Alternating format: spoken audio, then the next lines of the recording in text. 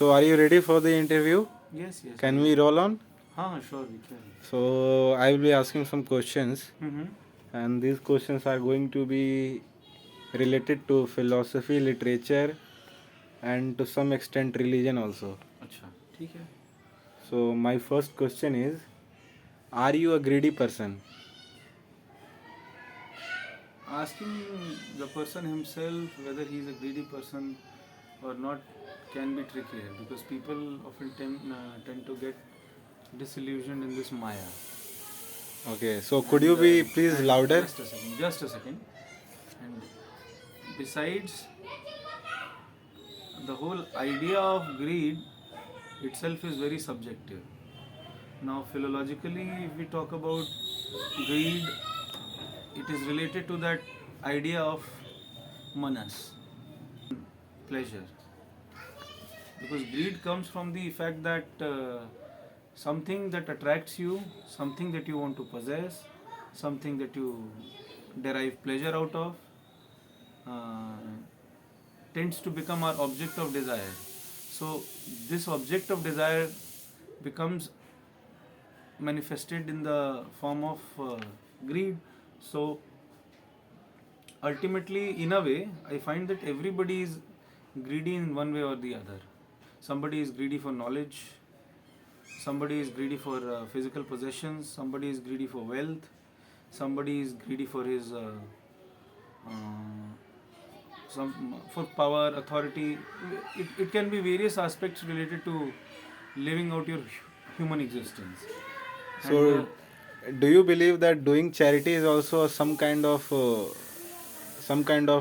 In an act of narcissism? Yes, in a way, it's an act of narcissism because our scriptures, as well as, see, I do not know about every scripture, but I can tell you definitively about two scriptures. Islam specifically tells you that you have to feed poor people. I am actually not able to remind you of the exact word that people do use when they are talking about the quality of charity in Islamic scripture.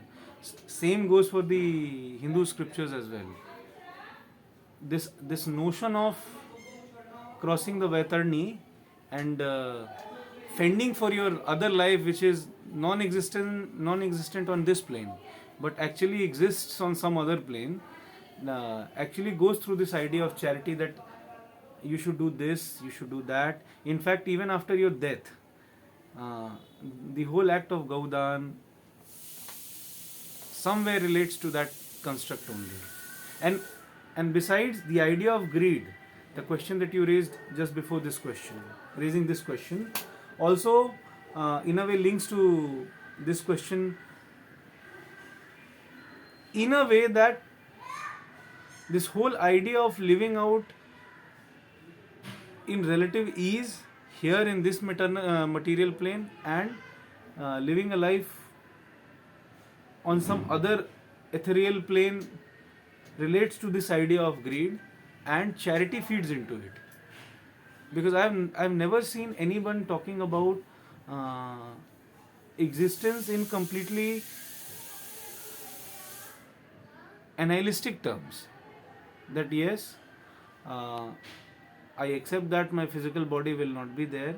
I don't know how people tend to take up this idea that yes, my body will be no more, but my soul will be intact in exactly the same form as I am right now. And they go on to say that so it is formless, it is shapeless, everything that is devoid of any description, anything that is not to be, is exactly how a soul is described. So But are yet people relate to this idea of soul with extremely concrete and extremely material human terms.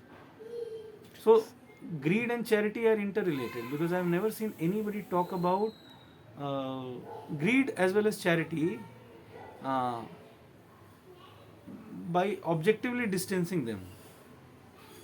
So are you saying, and could I conclude that it is difficult for a person taking help of reason to understand the metaphysical issues. Indeed, indeed it is. So I'll tell you you why. are I'll tell supporting. you why, because people suffer themselves, and philosophers like Nietzsche, uh, Albert Camus highlighted the absurdity of our existence. Though uh, the whole idea of bringing out this absurdity right in front of us was to make us aware that our mind is in itself a trap, and we and nobody else, but we are our own authorities who lay our own traps and lead ourselves into that direction. But it's not going to end, because you never differentiate between self and the other, na, and your self and the other are highly fluid. Then what about the theory of non-dualism, which was propounded by Sankaracharya, Ramanujacharya in the 8th century or onwards? So what about that? So are you Tell suggesting me that how they many were people. wrong? No, tell me. No. I can never think of calling them wrong. Can't think of saying so.